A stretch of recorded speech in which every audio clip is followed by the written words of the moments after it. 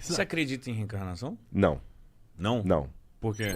A Bíblia diz que está ao homem fadado morrer uma só vez, depois disso o juízo. Você entendeu? Aham. Então é só uma vez. Mas tem uma galera que tá no inferno agora? Depende Como que é o pra inferno? quem É um está perguntando. purgatório? Eu vou dar uma resposta do católico, vou dar uma resposta do espírita, vou dar uma resposta do adventista, que eu sou adventista. Uhum. O católico dirá para você que existe o céu, o paraíso, com Cristo, a visão beatífica de Deus, tem o inferno, tem o purgatório, o limbo, até certo ponto existia na escatologia católica, alguns agora estão tirando o limbo. O purgatório seria aquele lugar de uma pessoa que não morreu boa o suficiente para ir para o céu e ele precisa ser purgado antes de ir para lá. Ah, mas ele vai? Vai, depois de ser purgado. E o inferno é para quem não tem jeito mesmo. Se você conversasse na época dos gregos, eles iam dizer a mesma coisa para você. A única diferença é que para os gregos, o paraíso, os campos elíseos e o inferno estavam todos embaixo da terra. Isso lá na época do Platão, do Sócrates, ou mesmo antes deles. Se você perguntar, isso eu já respondi como um católico, como um grego. Se você perguntar para um... eu vou começar do espírita, né? Um kardecista vai dizer que, na verdade, o inferno é um estado mental que a pessoa tem. Então, quando você morre, você vai para um plano superior. O livro Nosso Lar descreve isso aí, né? E lá você vai ser preparado para ou subir para um plano superior ou reencarnar. E você pode reencarnar de várias maneiras. A reencarnação seria, tipo assim, a outra chance. Outra Volte chance, melhor. exatamente. E quantas chances você vai perceber? Porque uma das linhas kardecistas e espíritas é que, no final das contas, todo mundo vai ser salvo. Todo mundo vai ser salvo. Porque você pode ter sido um Hitler no passado. Aí Deus te faz voltar como irmã Dulce. Tá. Você entendeu? E assim por diante. Aí você vai... Então, vamos supor, se no passado você... Eu gosto dessa, cara. Muita gente... Eu tenho problemas com ela, eu vou falar qual é daqui a pouquinho. Se eu fosse o Enem, Quais eu ia são? votar nessa. Porque se você, por exemplo... Eu tenho minhas dúvidas. Eu também tenho, vou falar daqui a pouquinho porque, com todo respeito aos kardecistas. Se você, por exemplo, no passado, você feriu o olho de um escravo, você era um senhor de escravos que você era muito mau e vazou o olho de um escravo, você pode nascer cego para pagar aquilo ali. Parece muito justo, mas Aliás, vou aceitar mais um aqui. Obrigado. Seria mais justo. Mas só que para que Jesus morreu na cruz do Calvário se eu mesmo posso pagar pelos meus erros? Já começa por aí. Entendi. Seria algo que não... tá, entendi. Então já dei essa visão. A ideia protestante evangélica, ela é um pouco análoga à ideia católica, tá certo? A ideia protestante evangélica acredita que antes de Jesus estavam todos no estado intermediário.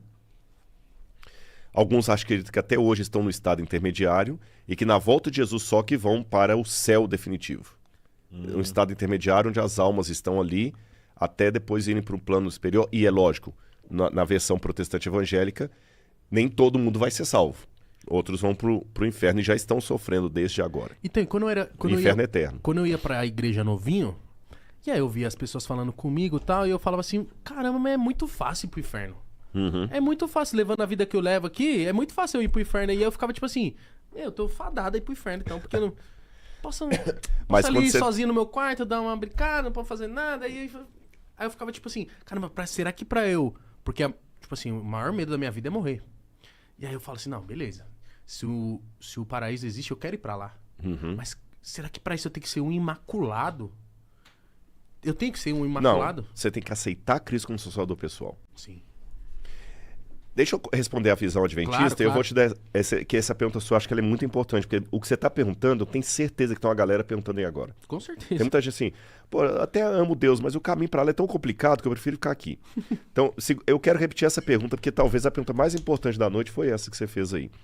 Só para terminar as visões, deixa eu colocar a visão adventista. Na visão adventista, a gente entende assim, que quando a pessoa morre, ela, na verdade, assume um estado de inconsciência até o dia do juízo final. Então é como, tipo assim, morri, eu tô esperando ali até chegar o dia que Deus vai resolver. Inconsciente. Que Paulo fala em Tessalonicenses assim, será como um abrir e fechar de olhos ao soar da última trombeta. O que Paulo quer dizer com abrir e fechar de olhos? É um piscadela. Morreu, pum, juízo final. Juízo final. Ah, mas eu passei 100 anos morto. Piscar de olhos. Eu passei 50 anos morto. Piscar de olhos. Eu passei 300 anos. Piscar de olhos. Passei um milênio morto. Piscar de olhos. Aí, quando Cristo voltar, é que vai ter aqueles que vão ser jogados no lago de fogo e enxofre. Vai ser Nossa assim, um Senhora. arrebatamento assim mesmo, feio. Feio. Eu acredito na volta literal de Cristo visível no céu e ele vai separar os bodes das cabras, como ele fala. Por que vai ser Das tão, ovelhas. entre aspas, cruel assim? Por que vai ser tão explícito o sofrimento? Na verdade, aquele sofrimento explícito vai ser a própria angústia da ausência de Deus. Não é um sofrimento do tipo, Deus fala assim, tá bem, agora eu vou te bater pra você poder aprender, não. É isso pra mim, Não, o que eu aprendi esse é um que eu ia Deus ficar pegando sádico. fogo, que eu ia ficar apanhando. Isso é um Deus sádico. Quando isso vai rolar? Ninguém sabe o dia nem a hora.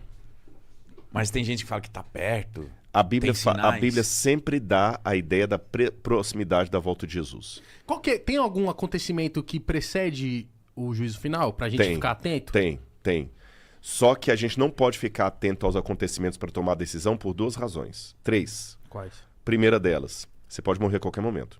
Sim. Então, teoricamente, Jesus volta assim que eu morro. Porque se é um papo eu nunca sei.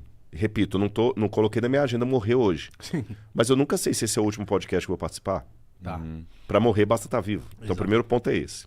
Segundo ponto, se você ficar... Não, eu vou levar numa boa aqui, mas quando eu vi os acontecimentos da profecia cumprindo, eu vou... Vou me aprumar. Vou me aqui, dar um aprumar. jeito. Isso não funciona porque no passado, os judeus que estavam esperando o Messias brincaram, os judeus de Jerusalém, não levaram a sério a salvação e quando o Messias chegou, nenhum deles percebeu. Quem percebeu que o Messias estava nascendo eram pagãos. Herodes mesmo, aos sinais que o Messias estava vendo a estrela dele brilhando no céu e ninguém tinha percebido. Você entendeu? E a terceira razão é que o inferno não pode ser argumento para eu ir para o céu. Eu não posso querer ir pro céu só porque eu tenho medo do inferno. Exatamente, é esse o ponto. O dia que o inferno... Eu sei que muito pregador Mas é usou muito isso no fácil ter passado. medo do inferno. É muito fácil, mas isso não é o amor. Não é amor. Entendi. O dia que a Laura estiver comigo... É tipo eu não amar minha mãe, eu só a respeito ali porque ela é a autoridade. Exatamente. O dia que a Laura estiver comigo, porque a porta tá trancada e eu estou ameaçando que se ela sair de casa eu vou matá-la, Não, amor. ela já não tá mais feliz. Sim, óbvio. Ainda que eu esteja numa mansão aí da zona sul do Rio de Janeiro, com L ponto, com tudo, ela vai estar sentindo uma prisioneira. Justamente por amá-la, a porta tem que estar aberta e sem ameaça. O céu, para poder me atrair, tem que estar com a porta aberta e sem ameaça. O inferno não é a advertência que Deus faz. Eu sei que muito pregador vai discordar de mim. Falar, não, vocês estão relativizando o inferno e tudo e tal. Teve até uma mulher que uma vez falou, o fogo do inferno já está no traseiro do Rodrigo Silva, porque eu falei justamente o que eu estou falando aqui. Mas eu, com todo respeito à opinião dos demais, o dia que eu começar a apelar para o inferno para convencer as pessoas a irem para o paraíso, eu estou indo pelo motivo errado. Sabe? Eu estou indo pelo motivo errado. Não é por aí. Não é por aí. A principal razão pela qual eu quero ir para o paraíso é porque eu amo Deus, eu quero estar com Deus.